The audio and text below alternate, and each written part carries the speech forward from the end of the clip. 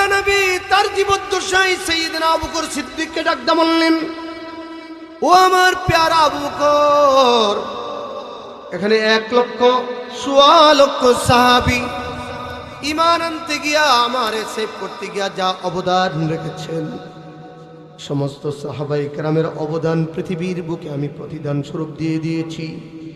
ওমর যা করেছে তার প্রতিদান দুনিয়ায় দিয়ে দিয়েছি। আমার উসমান যা করেছে তার প্রতিদান দুনিয়ায় দিয়েছি। আমার আলী যা করেছে তার প্রতিদান দুনিয়ায় দিলাম।